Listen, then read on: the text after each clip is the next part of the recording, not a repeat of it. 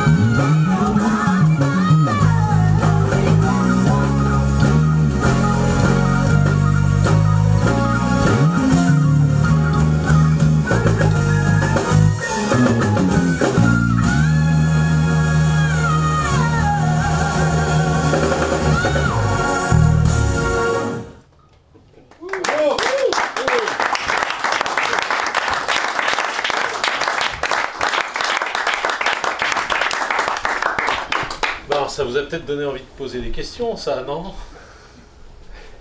Des questions techniques See, I have one. Ah. For Mr. Tobias. According to you, what is your top list of the future that you think it influenced the bass sound? That's a tough question. One of the things that will influence the sound of the bass is the lack of good tone wood.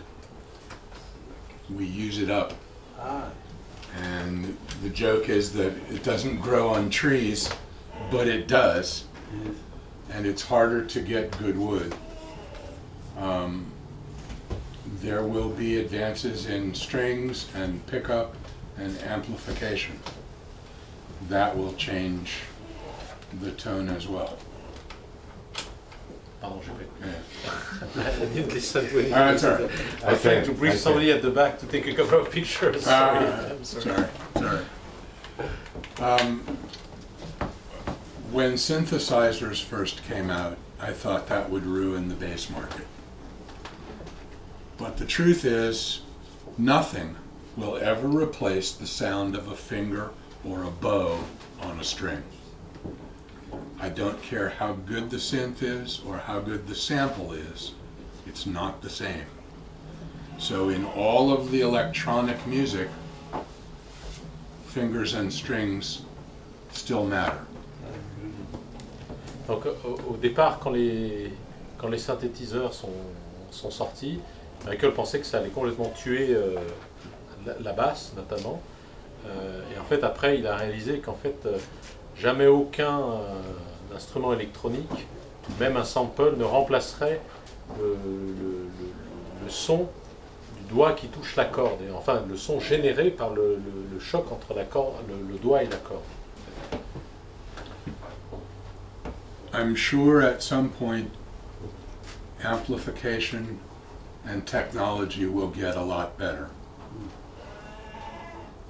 Some amplifiers have their own voice, and you want that sound, you use that amp, you get this narrow band of sound. Some amplifiers are extremely transparent and give you only what the bass produces. Il y a ça. Donc certains amplis sont teintés et donc donnent une gamme de sons qui est choisie par l'ampli, qui est formée par l'ampli à partir d'instruments, et d'autres amplis sont plus transparents, selon Michael, et donc reproduisent ce qui sort de l'instrument.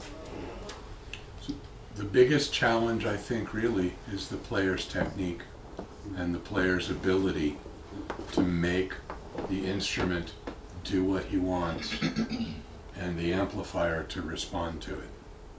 Donc le plus gros challenge, dit Michael en montrant ses doigts, hein, c'est la technique du musicien, du bassiste, et sa capacité à fabriquer un son et à le faire sortir de l'instrument et de l'ampli comme il l'a imaginé et comme il souhaite qu'il sorte. Tu n'as pas entendu le début de la question. Ta question, j'ai pas traduit. La réponse. Mais t'as parlé à moitié en français, je dis. Non, la réponse, Quelle la réponse de Michael à ma question. Ah, au début, oui, mais j'ai pas écouté. Ah, Alors vas-y, mais qu'est-ce qu'il y a? non, je vais poser la question. Quels sont, selon lui, les Oui. paramètres qui selon Voilà. lui, influencent le plus le qualité de son de la basse? Et qu'est-ce qu'il a Et répondu? il a répondu, il y a le vernis, il y a la qualité des cordes, il y a les amplis. Voilà. Il y a en plus le toucher de la main. Il a fini par le toucher de la main. C'est ce que j'ai oublié de traduire parce que j'écoutais. Il a dit aussi qu'il y aura de moins en moins de bois exploitables qui Voilà. sonnent bien. Parce qu'on a consommé une grande quantité de You have bois. certainly some woods that you cannot use anymore. There are a lot of woods on the list by the governments of the world that you cannot transport. Brazilian or Rio rosewood, jacaranda. Honduras mahogany is on the list, but you can still use it. Wangi is on the list, in Europe anyway. There's a whole host of woods. Cocobolo, I think. Cocobolo I'm allergic to, I will never use.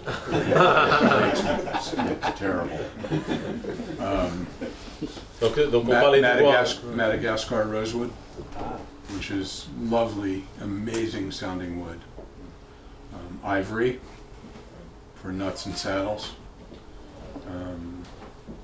Certain shell, certain like pearl or abalone, not those two, but certain shells are restricted. And the problem is if you already own this from years ago, you have to have documentation or you can't leave your country. Customs will take it from you. I need to translate. Yeah, yeah. It's really too Sorry. much for my small buffer. La question c'est est-ce qu'il n'y a pas des matériaux qu'on ne peut plus utiliser, qu'il ne peut plus utiliser, notamment des bois. Et en fait, donc Michael a commencé à dresser une liste de tout ce qu'on ne pouvait plus utiliser. Alors je ne vais pas tous les reprendre parce que j'en ai oublié la moitié. Mais celui le plus connu, c'est le palissandre de Rio ou le palissandre du Brésil, qui est un des plus connus. Mais il y a tout un ensemble d'autres bois qui sont sur des listes restrictives, que ce soit aux États-Unis ou que ce soit en Europe d'ailleurs, ou que ce soit en Asie. Donc partout dans le monde, il y a ce type de liste. Ce n'est pas les mêmes listes partout. En Europe, visiblement, le Wenge est très très contrôlé et très compliqué à utiliser. Et ce que dit Michael, c'est qu'au-delà de ça, l'autre problème qui apparaît, c'est quand on a un instrument, ou pour le luthier, quand on a du bois, qu'on a acheté avant qu'il y ait toutes ces règles qui soient en place. Il faut faire très attention quand on quitte son propre pays avec un bois qui aujourd'hui n'est plus autorisé à l'exportation, parce qu'on peut ne pas pouvoir partir avec, quoi. Et vice-versa à l'importation. Donc en fait, il y a une espèce de faille juridique à cet endroit-là, à laquelle il faut être très vigilante. Et moi, ce que je rajoute qu'il n'a pas dit, c'est qu'il y a aussi des luthiers qui ont des stocks de bois qu'ils ont achetés à l'époque où c'était moins strict, en tout cas, et pour lesquels ils n'ont pas forcément la documentation d'achat, etc., de l'époque, parce que il y a beaucoup de luthiers qui ont des stocks de bois qui le font vieillir. So I'm just adding to your comment that from the maker's side, there are some stocks of wood that you may have, Yeah. which was bought before all this was Yes. implemented, and which is more difficult to use now because More you need difficult some to use. documentation that. Unless you get documentation that you have owned it for years. Okay. It can be done, but it's a problem.